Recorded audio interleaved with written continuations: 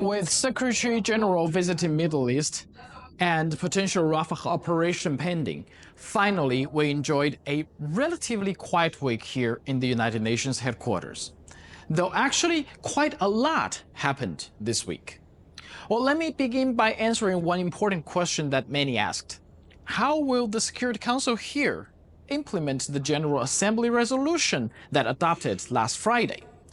Will the Security Council start review its report on admission of Palestine as full member state? Well, the short answer is no.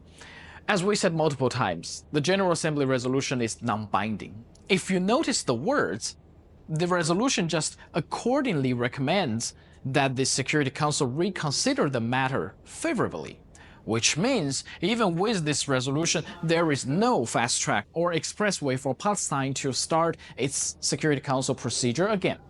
On the bright side, at least Palestine can control the timing and with international support to pressure Security Council. I know Israeli ambassador's theatrics went viral, and here is the response from the deputy spokesperson for the Secretary General. And do you feel uncomfortable to see that image in the TV? I've been around here a long time. I've seen a lot. Look, and all I can tell you, look, that was a charter. There's many charters. There's one right here. The charter is intact. Its ideals are intact. You resurrected it. What? You resurrected it. The charter Great, good job. is something that will stay with us. And like I said, it's the founding document of this organization. As long as this organization exists, the charter exists. About shredding the charter, I did something to show you what Farhan meant.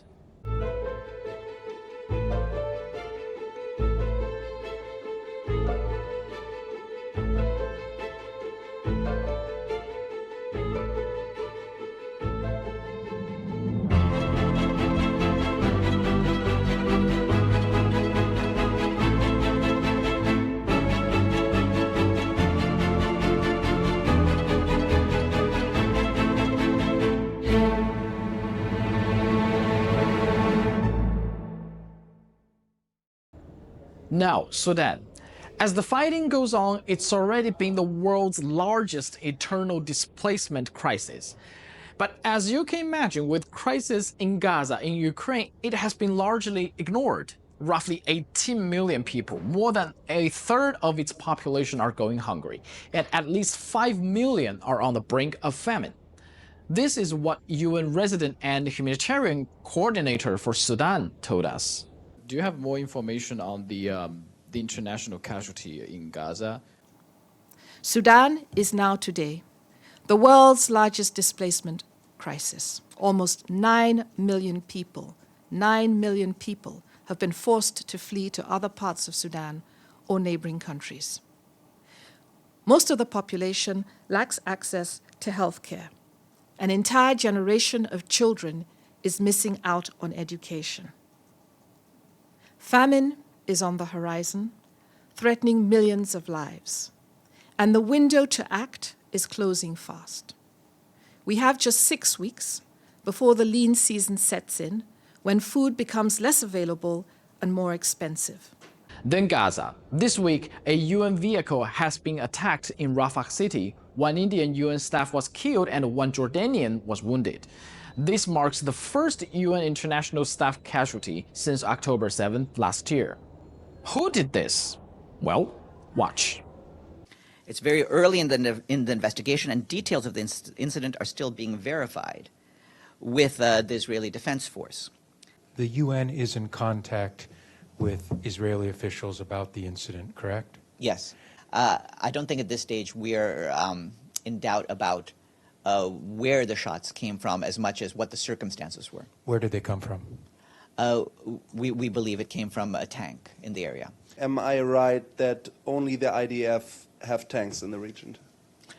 I think that's a safe assumption. And the spokesperson also responded to Israeli accusation of UNRWA staff seen with militants in Gaza. UNRWA is unable to verify the authenticity or the content of this video and does not have any information on the timing or the exact location of the video.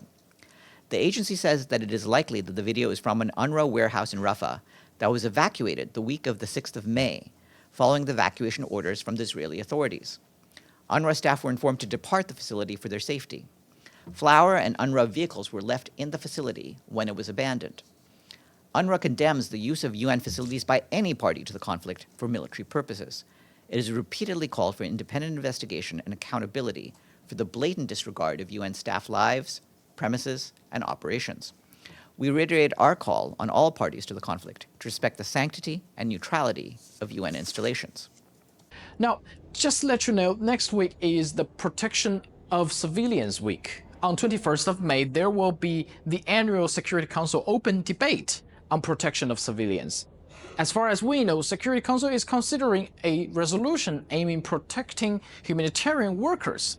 Given the situation in Gaza, it seems the Council will have positive outcome.